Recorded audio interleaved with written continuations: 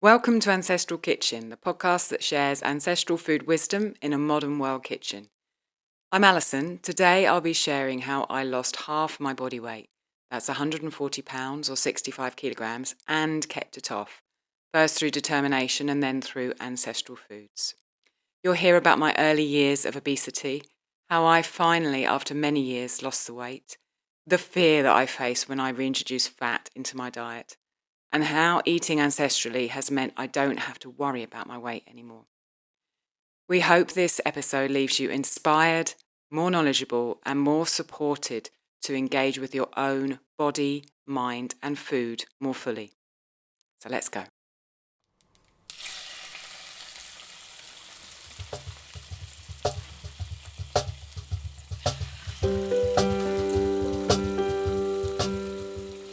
Welcome to the Ancestral Kitchen podcast with Alison, a European town dweller in central Italy, and Andrea, living on a newly created family farm in northwest Washington State, USA. Pull up a chair at the table and join us as we talk about eating, cooking, and living with ancient ancestral food wisdom in a modern world kitchen.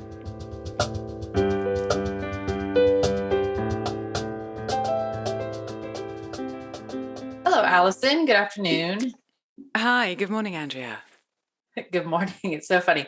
So you and I have just been talking as we start recording, and I feel like I was in the middle of laughing and then we started. So I had to pause my laugh. So hello, everybody. Welcome to the Ancestral Kitchen podcast. And a big thank you to our patrons who are fans and supporters of the podcast and sponsoring it for all of us so we can all listen. So Alison, we have a new patron. Can you share about her for a minute? Yeah, we do. We have a new patron called Kerwin who came on board this month, and she's been sending me messages letting me know how much she likes the podcast. And I think she sent something to you as well, Andrea. Did you talk to her? Yeah, no, I loved it so much. I was like, I want to read that on the podcast. So she said that she said, I love that the podcast is not just about healthy food, but really imparts a beautiful intention for simple, slow living, and also how it's fun and inspiring in the kitchen, which is that's nice. Basically our vision statement for the podcast. So I really appreciated that she said that. Yeah, that comes through. That's really nice to know, isn't it? Mm-hmm, mm-hmm. Yeah. And so she's getting access to our extras that go up on our Patreon feed, which include a more intimate podcast that we record about once a month, and then lots of extra goodies. We've got some videos up there. We've got interviews with other people. We've got documents up there. Lots of goodies for everyone. I feel like it's getting better and better as we're getting the hang of all of this and starting to figure out what our, capabilities are and what kind of a workload we can give Rob, and apparently more and more is fine. So we just keep giving him more and more. It's a learning curve for us. This has been the last year, this journey. Just as hopefully we're helping to inspire learning curves for everyone who's listening. So if anyone's, if you're a patron of the podcast and then jump over and listen to the kitchen table chats, that's what Alison and I call them, where we just kind of, talk about what's going on in our kitchens and in our homes and fields and regions, food wise. And those, I love those so much because those are just there we go. Jacob brought a chick down. I guess some did one hatch or any more than one? Oh, you got some chicks that hatched. All right. Yeah. Yesterday was 21 days in the incubator, so we were expecting some to hatch. So I can hear it cheeping. Yeah, it's so cute. We're so excited about this guy. The other one's still working. Yeah, this guy I think he hatched in the middle of the night. I heard him making a bunch of noise. I can hear it cheeping. Wow. So Alison, have you had breakfast yet? Yeah, that's what I want to know. Have you had breakfast yet? Yeah, I was going to ask. No, actually, yes. So I had a slice of sourdough. Katie, the friend of mine who is homing our cow, since she has lots of field and we don't. We have lots of forest, not so much in the way of grass. And so we keep the cow at her house, and it's perfect because Katie and I want to see each other and our kids want to see each other, and we're both homeschool families, and it gives us a good chance. We've got friends who live close by there, and it gives us all a chance to sort of centralize and just let everybody play and milk the cow and get the milk. And Perfect. really The cows bring good you arrangement. together. Yeah. So anyway, she gave me a sourdough bread recipe, and I'm kind of obsessed with it now. I think the total time I spent hands on the recipe, I'm going to time it this time, but it has to be less than 15 minutes total. That's good. Hands-on time. Yeah, maybe 5 minutes mixing it, and then 5 minutes an hour later turning it, and then the next day 5 minutes shaping it, and that was literally it. Gosh. And what grain are you using? Are you using your einkorn for it? You could use einkorn for this one. I just tried it immediately, trying the recipe. I always start mimicking the way it comes, and then I adapt from there. So I did, we have like an unbleached all-purpose flour and bread flour, 2 separate. So I used those. I'll put it in the show notes. If you're listening to the podcast and you're all like me, you're in the kitchen right now and you're probably elbow deep in dishes or something. I don't know, butchering a pig. So I try to do a really good job putting everything in the show notes for you guys, so you don't have to stop and write it down. So I'll put her recipe in the show notes for you. But anyways, got a piece of that, a couple of our eggs, some orange juice. I put some collagen in it I'm really trying to get more protein in my day, and adding collagen here and there helps. So, that's what I got. And did you? I know you ate lunch, or you'd be passing out right now. I always eat lunch. I'm not good with missing meals. Yeah, I had something new actually. A listener of the podcast who lives in Kansas, called Kirsten, sent me a recipe for marinated beef tongue. Which she called pickled beef tongue. And so I picked up a tongue from Flavio on Saturday and then made up a brine for it with salt and sugar and a mix of spices that I had around that I wanted to use, and left it for that in there for 12 hours. It was a big tongue, 1.6 kilos. Wow. And then I put it in the slow cooker on Sunday morning, and I cooked it for 7 hours for lunch. And it was delicious, really delicious. And then what happens is when you get it out the slow cooker, it's really soft and kind of falls apart. But then once you cool it and put it in the fridge, it goes hard. So you can slice it like a luncheon meat or that kind of thing. So I had some slices of the tongue with some millet that we cooked in stock.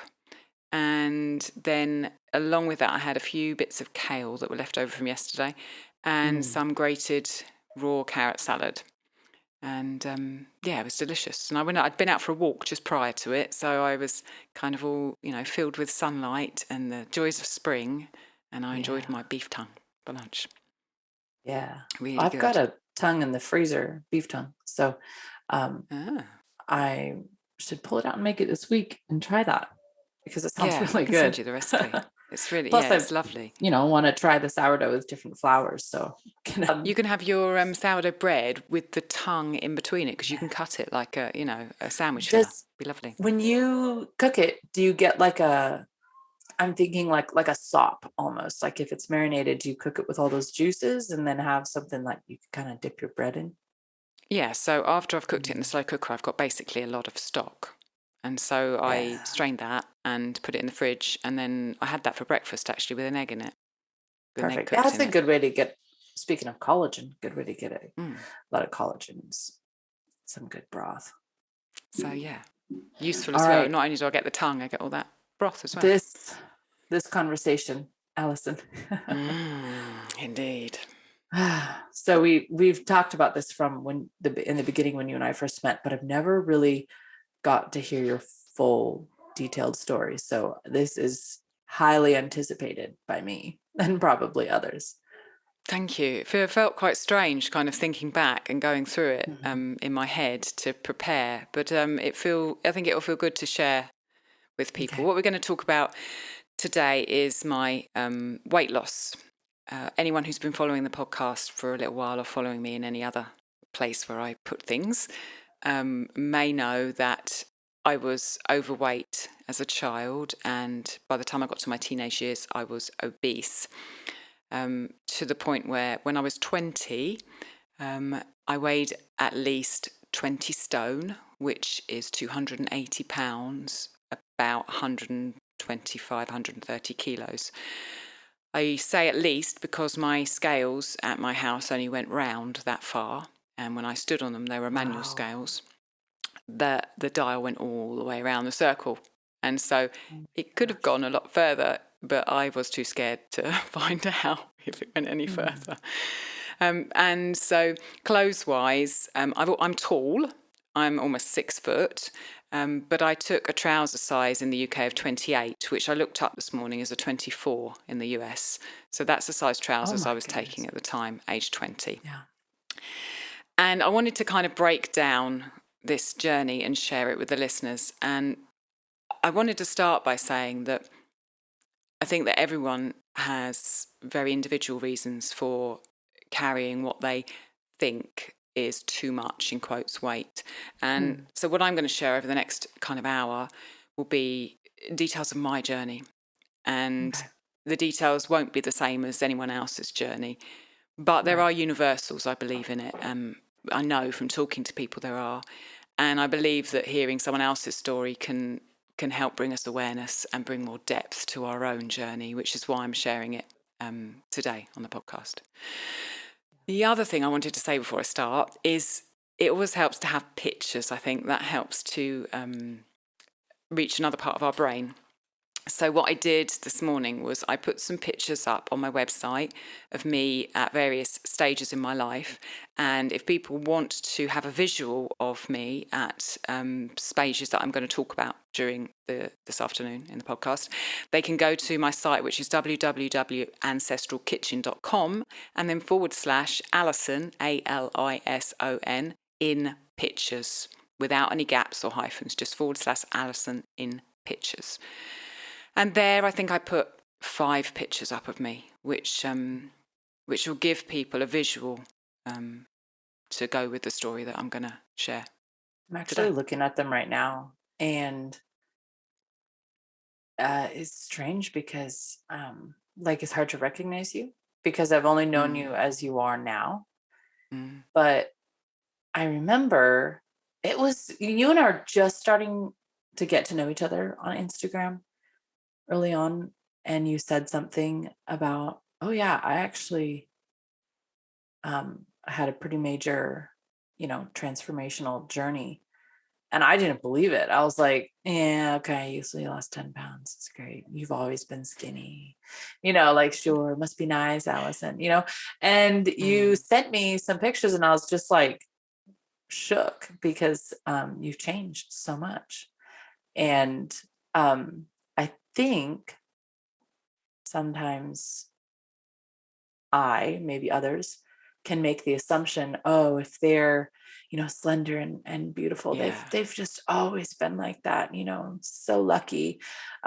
It could, because it's like the martyr perspective, if I struggle, then it's, their life was easier than mine for some reason. Yeah. Right. And that these pictures just totally bust that myth. I'm guilty of that sometimes myself, because we just see the outside of people, especially in the virtual world. But I know that from my own experience that's not the case. Not only did I look like I looked in those pictures, but I had all of the other stuff that go with it. My face was my skin on my face was very bad, and it's easy for people who have only known me in the second half of my life to think I've always had good skin, and yet I fought with bad skin all throughout, my up until kind of mid-20s, and I was on antibiotics for acne, and that's the same as, the weight things, that, I haven't always been skinny. In fact, I was completely the opposite. Between the ages of 20 and 21, I lost 10 stone, which in transatlantic language is 140 pounds, 65 kilos, which at the time was half my body weight. Wow. And I wanted to kind of split it into the different stages in that weight loss. Okay. And the first section was really to talk about what life was like for me as a child. Yeah, Um, that's what I want to know. And I think a lot of us want to mm, know, because again, when you see somebody who eats the way you eat or whatever, then we think, yeah, they probably always did this. mm, And mm, I just want to know, like, what was it like? And also, you mentioned skin, but maybe if you could add also some more, like, what were other symptoms that let you mm. know something was wrong? All right, I'm ready Yeah. to listen. Okay. Um, so the family that I grew up with, my family, basically had what we would probably now call a standard American diet, in that the food came from the supermarket, and it was cooked in vegetable oil that was reused after being used once. And my mum cooked the food, but it was the bog standard stuff from the supermarket, and attention wasn't paid to fats at all, and to any form of the type of food that I make now. Bread was from the supermarket in a packet. The eggs were just bog standard eggs that you get from chickens that I don't even want to think about how they live. And then cakes and treats were part of our life. And what seemed quite important, what I notice these days, is that cakes and treats were built up to be a big thing. It was always, oh, here's the cake. And that kind of, I Mm. think, set a mentality in my head that sugary things were something that one could treat oneself with. And I've kind of done a 180 in many aspects from the family that I grew up in. And I think that's really because I was a square peg in a round hole. I didn't really fit in the environment that I was growing up in that I was creative, I was sensitive, I was passionate, and I wanted to be able to express those things, and I couldn't. And I think that's what made me turn to food. Now, people do talk about weight and how there could be a genetic influence, there could be this other influence. And, I don't know the true answer of that. But I do know that I felt very awkward as a child, and when I look back, I see that a lot of the things that I wanted to do and my needs weren't being met. And I turned to food. And I generally did that when no one was looking. So outside of the food that I was eating on a day-to-day basis, which wasn't particularly supportive or nutritional, and cakes and the treats that were part of my everyday life, I turned to food when no one was looking. And I did that to get sensation. I did that to feel luxury. I did that to feel okay about life. When I was eating foods like that, it seemed like the world was okay. And so I Wow. started with chocolates, and then it was pretty much cakes, chocolates, sugar, crisps. There were always things that I would take when no one was looking and eat by myself. And it was easily, because sugar's so addictive and foods like that are meant to be addictive, very quickly I became addicted to it. And so I would be eating kilogram bars of chocolate on my own in my room, white chocolate with the most sugar. I would be Wow. taking biscuits, chocolate biscuits and cakes all the time. I would take a yogurt carton and I would spoon white sugar into the yogurt and stir it around and eat it like that. I was totally nuttily addicted to it. And so as And a when you result, I put you on, say a bar of yeah, chocolate, you told me one time how big those bars are. I was pretty yeah. surprised. I mean, like a huge bar that you would take, and I don't know, you would have it for maybe I don't know how long it would take me to get through that much chocolate these days. Months, probably. Yeah. But huge Wow. bars of chocolate. And yeah, I mean, I was completely addicted. And I did things in order to fuel that addiction that I think every addict would recognise, things that I'm not proud of. And, I was just a child. I was in my teenage years and I was doing things that I knew were wrong in order to fuel my addiction for sugar. And it makes me so sad that, these foods are just widely available and advertised and marketed to young people. And I, for whatever reason, fell into that trap. Yeah. And I put on Especially young weight. people. I put on weight to the point where I was 20 stone.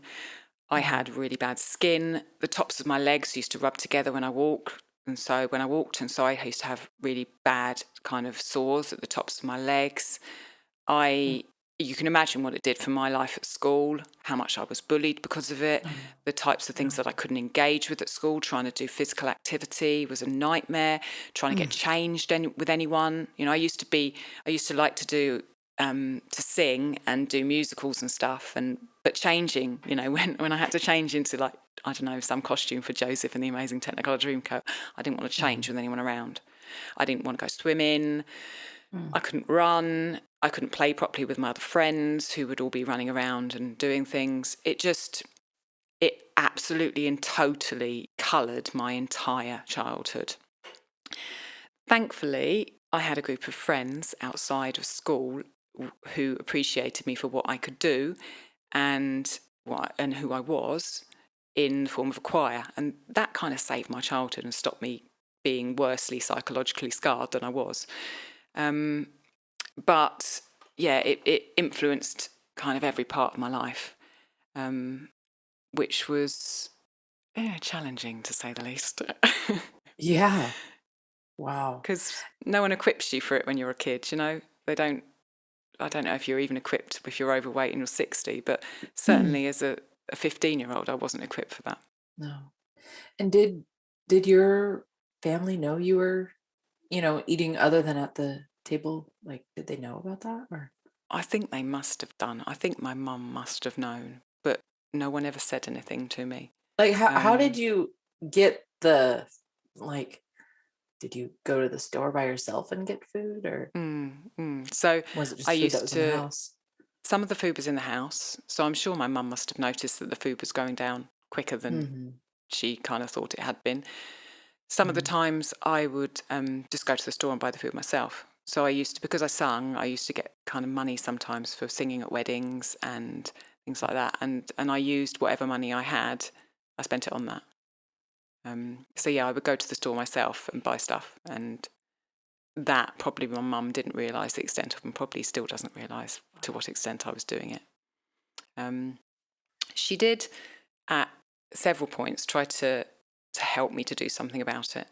And I remember one particular incident going to a dietitian at a hospital who was trying to get me to lose weight. And it was just ridiculous because I remember her showing me a circle kind of divided in a pie chart. And one part of the pie chart had vegetables, one part had meat, one part had dairy. And she said, if you don't eat from each of these kind of pie chart portions, you'll feel hungry. So if you don't, for example, if you don't eat vegetables, you're going to have this great big part of the pie chart that's going to be empty and your stomach's going to feel hungry. You're going to feel hungry. And I remember sitting there thinking, what are you talking about? You could just eat something else and then obviously you'll feel full, you know, it's just rubbish. And I was just like, and I nodded, and because that's what I did as a child. And she tried to do something to help me, and of course it didn't work. I also remember at first school, I had school dinners, and all the other kids had a pudding, you know, a kind of a dessert, a cakey dessert or something with custard. And the teachers recognised that I had a problem. And together with my parents, they came up with the idea of giving me an apple to eat after the dinner instead of letting me have the cakes, which just marked me out even more as being the fat girl, because that's what I was throughout my childhood, and made me feel like I just was doing something wrong. And I'd see everyone else around the table I think I was like 9 or something before I'd even gone to middle school, eating cake, and I couldn't have it. I just had an apple. So basically all the attempts that other people tried to do to get me to lose weight were a complete failure. They really were. Oh my gosh. That's as bad as the bullying. I mean, yeah. At that point, what difference is that going to make? Like, wow. So, okay. So something obviously changed what happened? Why? Yeah. So this is what I find quite interesting about the whole weight loss thing, and it's something that has been pivotal to my life, really, when I've wanted to make any changes. I got to the age of 20, and I had friends, and we were going out, and I could see that there was a lot of fun being had that I wasn't having. For example, my best friend looked beautiful, had blonde hair, curly, thin. She had beautiful clothes to wear, and I had no beautiful clothes. I couldn't dress up and express how I felt. I just had to wear clothes from an outside store that were meant for, other people who were older than me who carried more weight. So I couldn't wear what I wanted to. I couldn't wear the clothes that I wanted to. I couldn't make myself look nice. When I looked in the mirror, and my reflection that I saw looking back wasn't how I felt inside. And I had a moment where I just kind of looked ahead of me and I saw my 20s stretching out in front of me. And I thought, your 20s are supposed to be about having fun. My friends are going out and they're dancing and they're dressing up and they're meeting boys, having fun, going and having dates together and going out up to London and doing things together. And I just wasn't, because I was sitting there and I wasn't dressed how I wanted to be dressed. I couldn't express myself. People wouldn't look at me twice, girls or boys, if they didn't know me because of how I looked. And I just thought, this is making me miserable. I don't want to be miserable for my 20s. I want to be able to go out and buy nice clothes. I want to be able to choose what I'm wearing. I want to be able to wear a dress and look pretty. I want to feel light. I want to feel free. I want to have boys look at me and I want to share with someone. I want to share with friends. I want to be able to engage with people and not have people treat me as if I was some kind of a leper. And so I kind of developed this reason. And that was the thing that got me to change my own self-generated vision of how I wanted my life to be. And then I could see where I was quite clearly. And I realised I had to change to get that. Otherwise, I was going to be miserable. And I wanted that other life. I didn't want the life that was stretching from where I was. I wanted that other life that I, visioned in my head. And that was the thing that changed everything for me. I was like, right, I have to do something about this. And then over the next year, by myself, I didn't go to any classes. I didn't engage anyone to help me. Without actually telling anyone I was even doing it, I didn't tell my parents that I'd made that decision. Just completely by myself, I decided I'm going to do something about this. I'm just going to lose this weight. And I remember it was a Boxing Day and my parents were passing around chocolate raisins, which would come out after dinner. And for the first time in I don't know how long ever, I said no. And that no was the beginning of something. I think my parents must have just done they must have done a double take inside. They didn't react. That was the beginning of it. And I really feel for anyone who has something in their life that they want to change, that internal motivation is what's needed for change. External motivation just doesn't cut it. And in order to get that internal motivation, you need to be clear about why you want it. There's got to be a big reason. And we've talked about this quite a lot. Ancestral food and cooking this way is not easy. It's so much easier to go to the supermarket and buy stuff. But both of us are really clear on what's important to us and why we do it. And that gives us the push, the desire, the energy to carry on doing the hard things. And it was the same with my weight loss. Wow. That story is stuck in my head because you did tell me one time about the raisins and just like this is the moment, the fact that you can point to that moment. And I think it's so interesting that you at 20 said, I want to have fun. I want to be able to express myself, not, my cells aren't getting the Mm, like the biological nourishment that they need or something. mm, It was, yeah. I want to live my life. Yeah. So It was exactly that.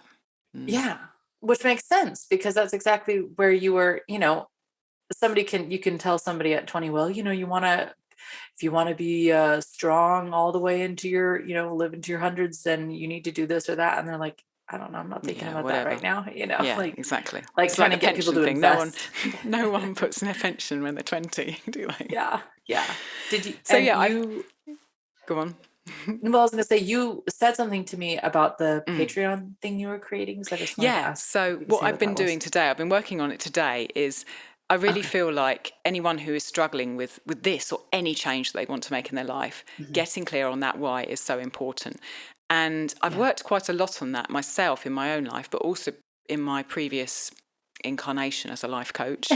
So what I did this morning was I sat down and I created a document with 3 exercises in it that will help people get clear on their why.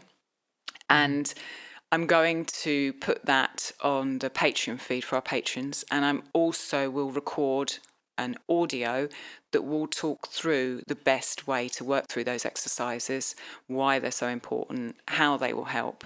So I would hope that anyone who engages in it would, by the end of it, be really clear on what they value in their life and how that's being expressed in the different areas of their life, and then what they want really strongly in their Right. life. And that will be the why. That's the why that carried me, that carries us, that will carry anyone through difficult things. And I wanted to share that bit with the patrons. So yeah, that will be up on the Patreon feed when this episode comes out, so the patrons can download it. Yeah. So what did you do?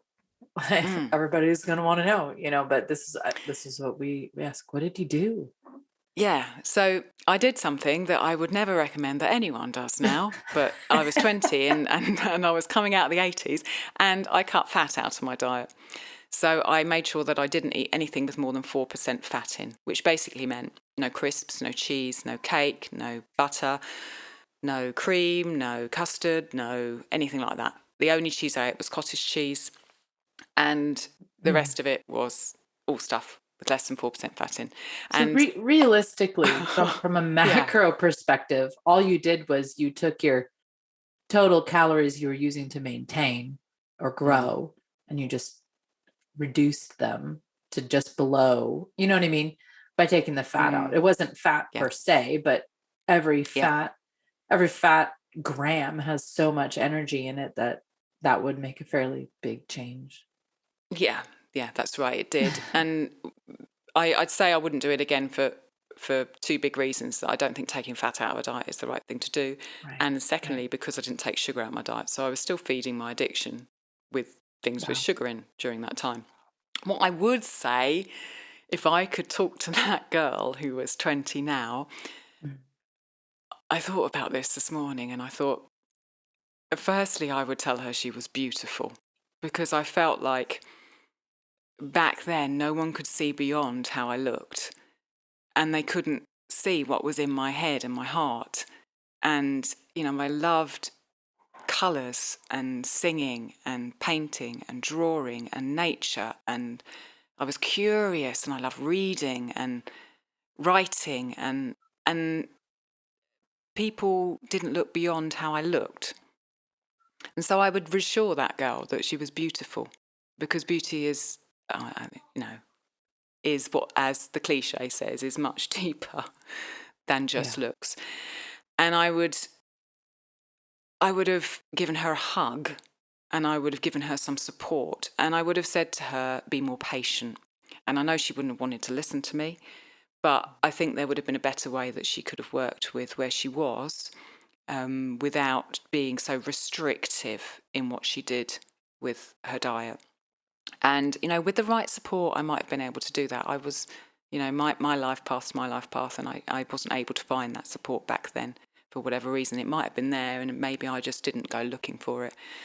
But I think that, anyone who struggles with body with carrying excess weight needs support and love, and needs to feel like that they're worthy beyond what's going on with how they look.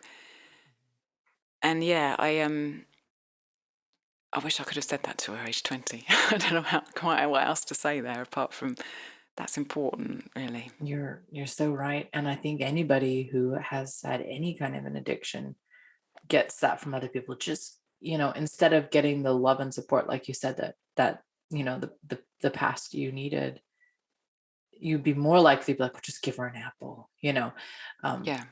Go punish yourself some more. Yeah. Oh man, that's really there hard. were reasons why I was overweight, and then really until those changed, which we'll talk about as we carry on, the only way that I could lose weight was by restricting. Yeah. Was anybody talking to you about or did you do anything in terms of exercise or? Yeah, I did. So I was mortally embarrassed to let anyone see me exercise because I was so big. Mm-hmm. So there was a famous, people from the UK might remember, there was quite a famous packeted soup in the 80s, dried soup called Slimmer soup, which was a soup that you put in a cup and you rehydrated with boiling water, and it had 80 calories in. And they had tokens for an exercise tape, a proper, magnetic old cassette tape. And I saved the tokens and sent off for it. And then when my mum and dad were downstairs watching television in the evening, I put that cassette tape upstairs on, and I did the exercises probably, I think, virtually every day for about a year, because I did not want to go outside and exercise. I didn't want anyone to see me. So I just did it all kind of off my own back and behind closed doors. Wow. What was the length of time you thought this at age 20, and then at what age, you said you lost 140 pounds. So how long did Yeah, it took just over a year. So I Oh my started in gosh. January. And then I remember my 21st birthday was the following about 12 months later, and I was incredibly proud to be wearing an English size 14 dress, which is size 10 for you, I think, on my 21st birthday, which I went and bought in a normal shop in London, and then had a big party when I was 21. So yeah, it took a year. That's and 12 most of it pounds came a off at the month. beginning. Yeah, most of it came off at the beginning. Like at the beginning, it was dramatic. Right. And Wow. then as time went on, it became much harder. I'd only lose a pound or 3 or 2 in a week. But at the beginning, I lost a lot. Did people say things to you like, oh my gosh, Yeah. Strangely, people outside my family said things rather than people inside my family. It's a very strange dynamic. Some of my friends at choir started to notice straight away. And yeah, I did get encouragement, which was nice. And then my family noticed as well. And my mum, I could see my mum trying to support me in the ways that she is able to provide that support, so she'd ask me, did I want her to buy something for me and that kind of thing. But so, yeah, people did notice. And I noticed suddenly I had to buy all these new clothes. And I went through so many sets of clothes in that year because I just was getting smaller and smaller and everything was falling off. It's like a reverse pregnancy, Yeah. Oh, man. Yeah. Okay, so now I'm curious. So that was at age 21. A lot has changed for you between now and then. What can you talk a little bit about, what kept you going, and then the sort of evolution of your, eating philosophies? Yeah. So there was no ancestral foods back then at all. I didn't know anything about it. That's really been only something that's happened in my life in the last just over 10 years. So from that age of 21 till when I found ancestral food, when I was 34, basically I kept that weight off, and I did that through sheer determination and persistence. Which works in your 20s.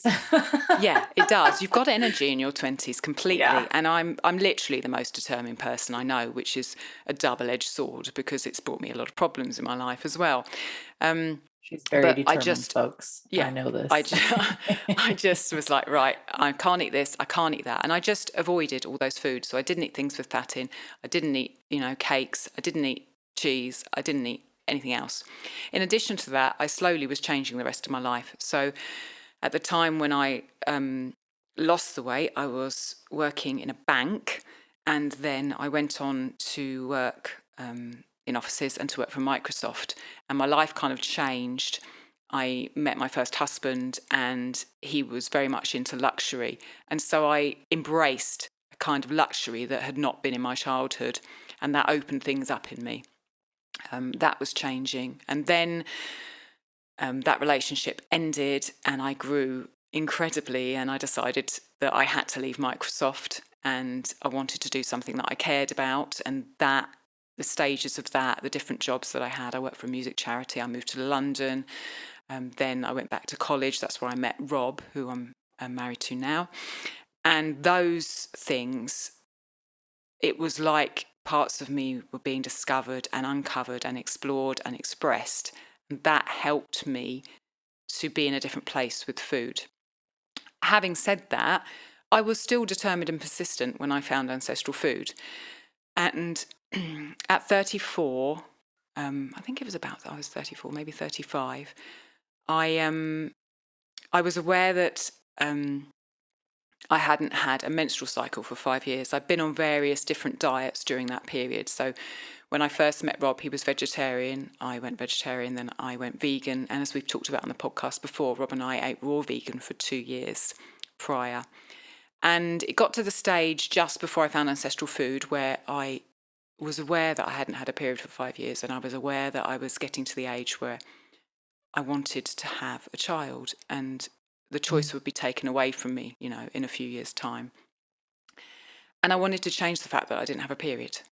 And so I started diving into ancestral food nutrition and how traditional fertility foods. And that brought me back to animal foods, and it brought me back to fat. And there was an incredible kind of bashing of heads there, because I'd avoided fat for over a decade. Oh my in order gosh, to like you maintain that literally weight. still weren't eating it? Yeah. I wouldn't eat cheese, I wouldn't eat butter, I wouldn't eat ice cream, I Whoa. wouldn't eat anything that was fatty. I'd basically just avoided fatty foods for a Wow. decade. No wonder you didn't have a cycle.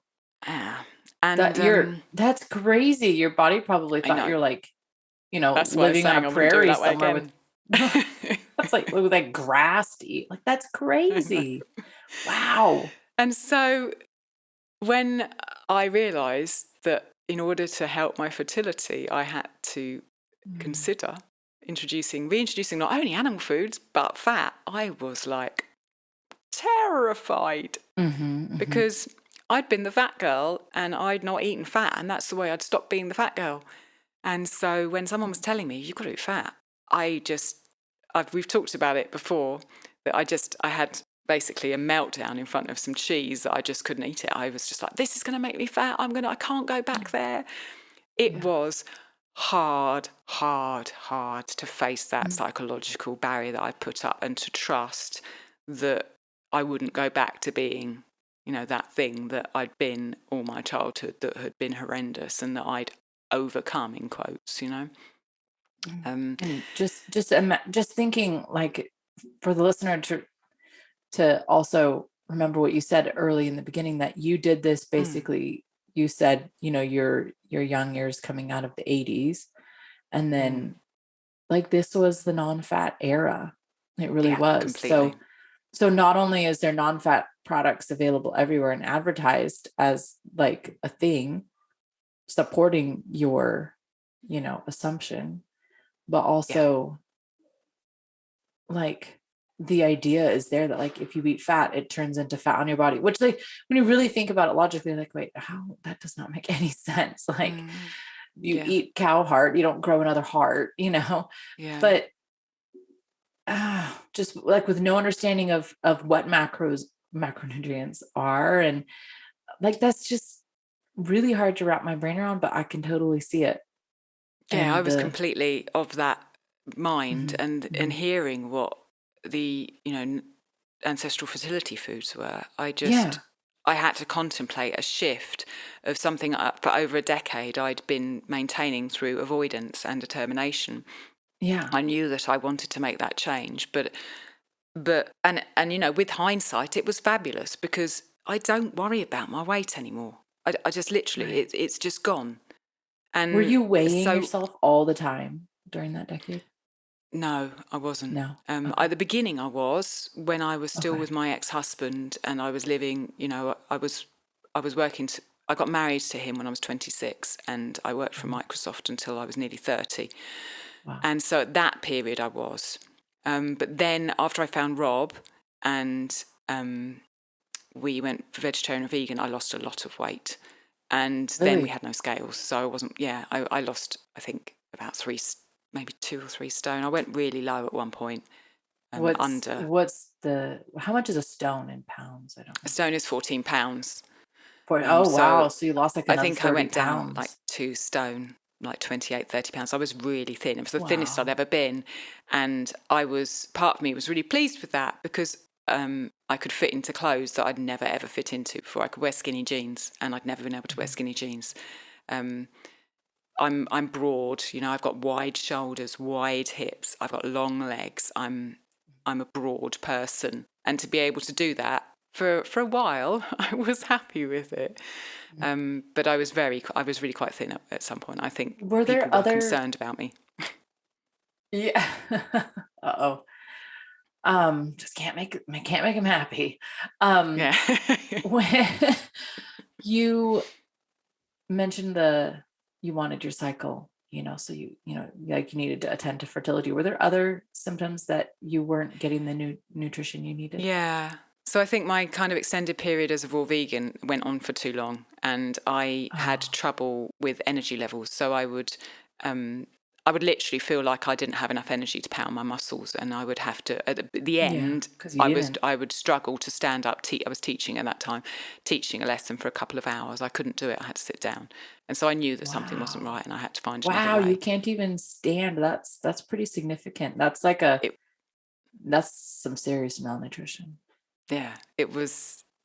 I knew that something had to change, but facing what Mhm. I had to do, and then reintroducing those foods, reintroducing the animal foods, reintroducing fat, and Who said to do reintroducing it was hard. where did that Mm. come from exactly?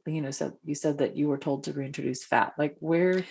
That came from a course with Alyssa Vitti, who's a nutritionist in New York, and I don't know how I found her. She had a course on Oh, the fertility. one she wrote Woman Code, right? Yes, that's right. Yeah, she's got good Yeah. stuff out there. So I did a course with her, and I remember learning about congee, the rice porridge with seaweed in, and eating that, and just hearing about eggs and fish and animal fats. That's where it came from. Mhm. So yeah, Wow. and I changed, and really that was a huge turning point, you know, when thinking about this episode, because that was the point where really I stopped worrying about my weight, and that determination and persistence just it fell away. I Mm. haven't used that to maintain my weight for the last decade. I've just been able Yeah. to maintain my weight, which is Yeah, a big thing, and that's what that's I thanks wanted to to ask. ancestral food. Yeah. Yeah, so if you're eating, you know, under life support, and then you add in Mm, fat, obviously now your energy input is higher. So, how did you do that without boomeranging back? Obviously, you were yeah. terrified. You've described to me the Yeah. scene sitting at the table with the cheese and, like just like in my memory, you were like crying or something, Mm, about mm, eating this. Um, how did you not boomerang too far and just like, yeah. you know, It, jump back up? I It's a good question, and I think it was hard, I would say. Sometimes it Mm. was hard because suddenly I was giving myself this food and it tasted really good. I'll bet if you And hadn't had fat in 10 years. but I think at the beginning there was a natural check because I was so scared. So I didn't allow myself at the beginning to have that much. You know, it was a slow Okay. release for me to feel safe enough. At the beginning, I would have some. And then over time, I learnt that I could have some and more and more. And look, I still wasn't putting on weight. You know, it had to show me that it was possible in a slow way for me to do it. I think that, you know, with the Western diets that we eat, with the way that we eat in standard American diet, that for those of us that potentially have eaten that way for 20, 30, 40 years, there is the possibility that when we stop eating that way and improve our foods, there is still the possibility that there could be some issue that comes from eating that way for so long that could cause us to need to restrict. Now, to explain that a bit, I would say that my diet isn't completely free now because I don't eat sugar. And I don't eat fruit at the moment either. And now that's not because of a weight issue. That's because, as we've talked about before on the podcast, if I have that in my diet, I get vertigo during my period. And it took me a long time to figure that out. And I've spent many hours researching it and figuring out things and trying things. And it's still a quest that I'm on. I don't intend to be restricting that for the rest of my life. But at the moment, I am, because of something in my past that makes me prone to that, something that happened or some biological kind of outcome in my body that gives me that. So I think, you know, if when we do start eating ancestrally again, there could still be issues that need some restriction. And we do need to give ourselves time to allow that flux, if we've been restricting, to find a rebalance. And sometimes that means overeating. I remember when I started making sourdough bread again and I started eating bread again, I was just like, oh my gosh, bread. Oh, yeah. And were for you a not eating while, bread for a long time? No, I wasn't. So when I was eating vegan, of course I wasn't Oh, of eating course. any Okay, bread. I see. Because I was raw vegan. And then, at the beginning I didn't reintroduce bread. I just reintroduced kind of animal fats and other cooked grains gently, like, you know, kind of millet and quinoa, simple grains. And then when I did find bread again, for a while I overate on bread because it was just lovely. But being gentle with myself and allowing myself the kind of understanding that that's going to happen and doing it consciously and being gentle with myself, with time, that balanced itself out, I think, because of the other ways I'm eating. I would also like to say, I kind of think to this question, that often the reason why we carry extra weight is because there's something else going on in our body. You know, we're not eating too much. There's a problem with our metabolism, or there's a problem with inflammation. When I read Plant Paradox, the lectin book by Dr. Gundry, you know, he talked a lot about experience with his patients who had a weight issue all their life, and they have inflammation caused by lectins because they're particularly sensitive to that. And when they cut that out, the weight goes. And so it's not always a matter of calories in, calories out at all.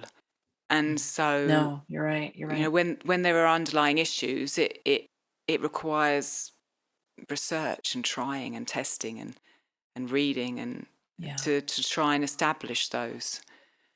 And so that, you know, I have an underlying issue with sugar, and so I'm still restricting sugar. But the putting on of the weight and the managing of the weight that I have a history of, that I don't have a problem with. Right. Does that answer your question? Anybody, yeah. And anybody who follows your Instagram knows that Alison is not fat-free eating anymore. Yeah, absolutely beautiful not. Pictures of lard and everything on there. So just that alone, seeing how you live, and so many people who have kind of gone through a similar evolution as you have described, that alone should tell us, you know, it's not just fat in a diet that's the problem. Yeah, completely.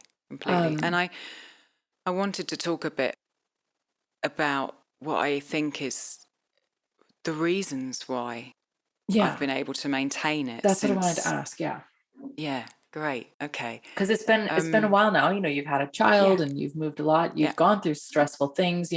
So there's a yeah. lot of things that we could say could have been problems, but you've Mm. maintained that. So I'm interested. Yeah, and I kind of think there's three main reasons for that. The first one, it goes back to life again. Um, I've done a lot of work on myself spiritually and psychologically Right. to try to be the best person I can be and not be run by habits or not be run by expectations or my past, Mm. And along with that, I've changed my life a lot, So that when I found Ancestral Foods at that time in my mid-30s, I was teaching English in Italy and I was building a life coaching business, which I did. And I learned a lot and I changed a lot through doing Mm. that. And I was just building my relationship with Rob. And in addition, since then, I've let go of that business. I've explored art and spent 2 years painting and building up a body of work around that. And then having moved back to England to have Gabriel and having to leave Italy, which I thought I never wanted to do, and going through the quite difficult issues with Gabriel in the first 2 years, then realising that I was just not doing very well in England at all, and moving the three of us back to this country. I've done a lot of things that for me were terrifying, absolutely terrifying. They were the things that were my crux. They were the things that pushed me almost to the edge. And almost that is the reason why I knew I had to face them, because those are the things that were going to help me grow.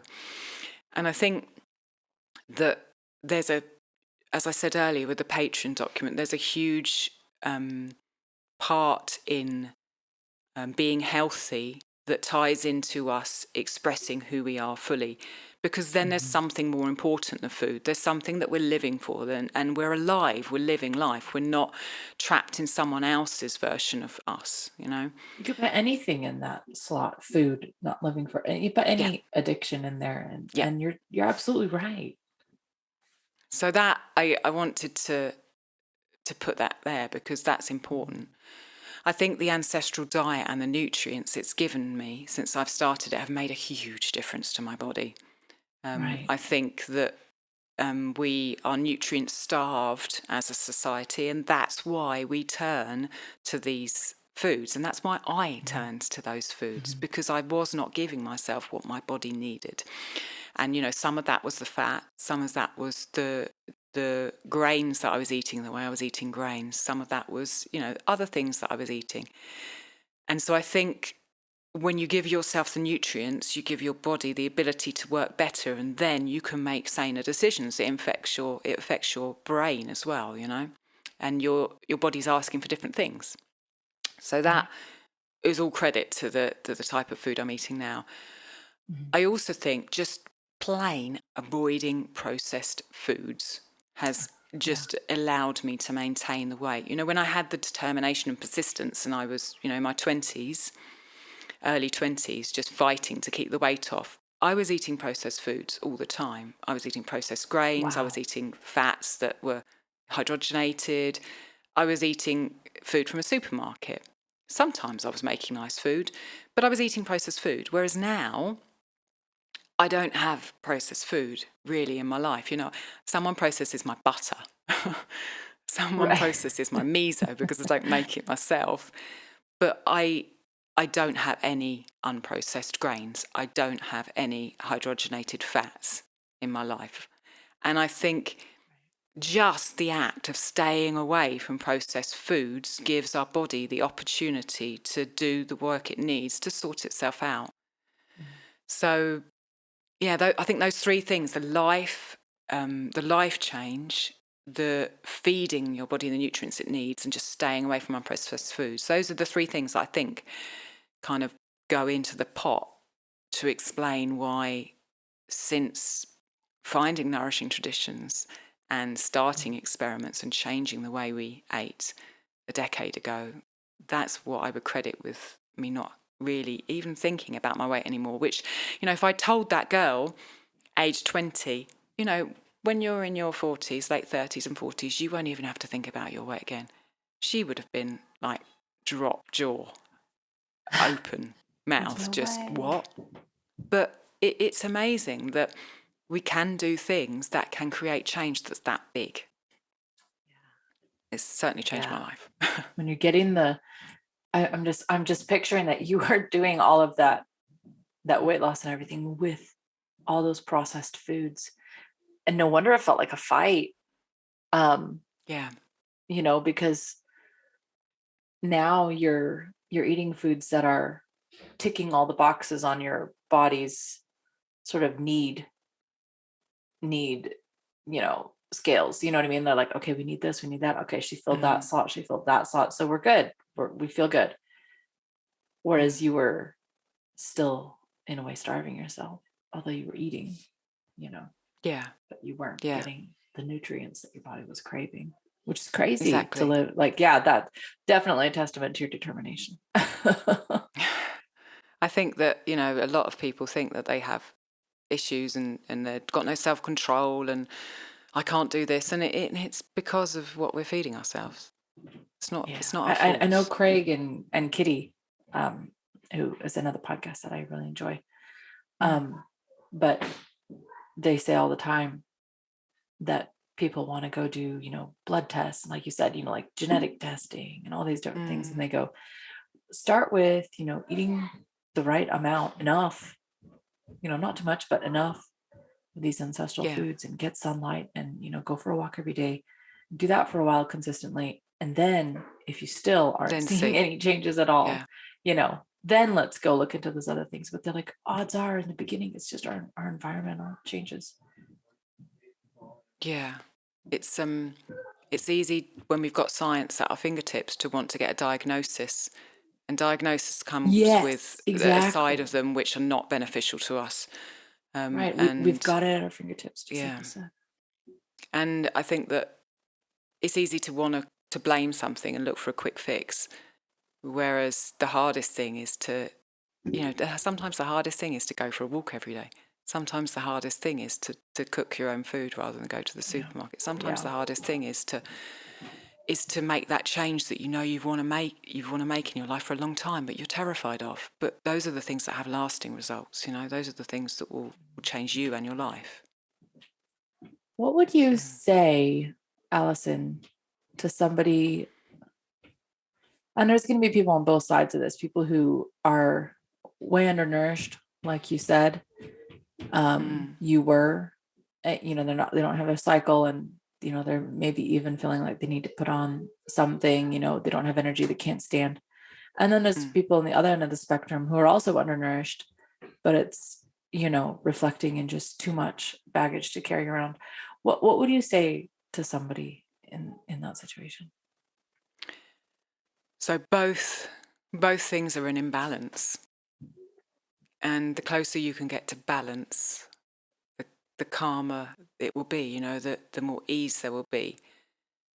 So I would say slow down and look at your life honestly and kindly and try to figure out what's not working and look around you for the support that will be there, and go inside you for the strength that you do have, because we do have strength individually, and figure out small ways in which you can address some of those things, and do it slowly and gently.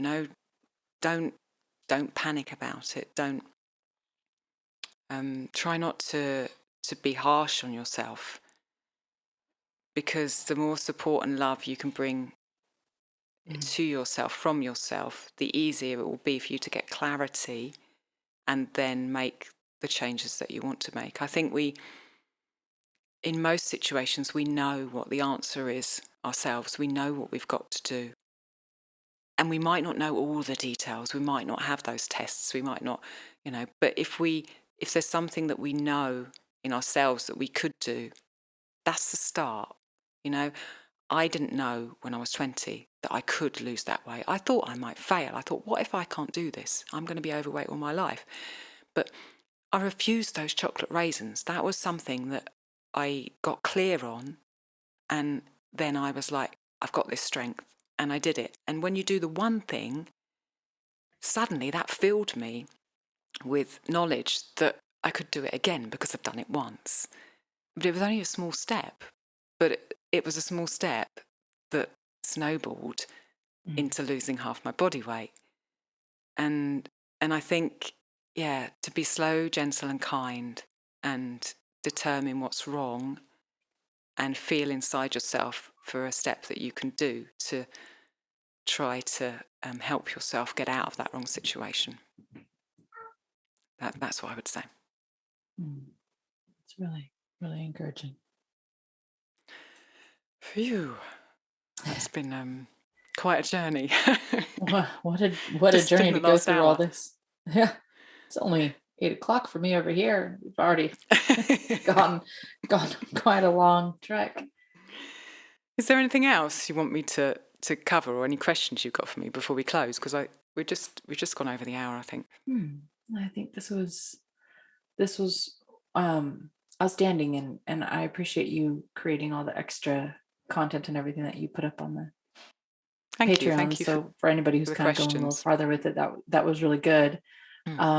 And this was really amazing and really intimate hearing this story from you. So thank you for giving us all of Thank you that. for giving me the space to share it. Lovely. Okay, well, I'll speak to you next time. All right. Until next time, Alison. Bye. Bye.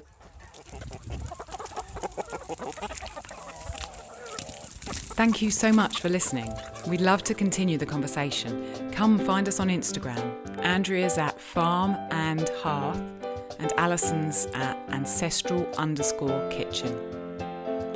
Until next time, we both wish you much fun, exploration and satisfaction in and out of the kitchen.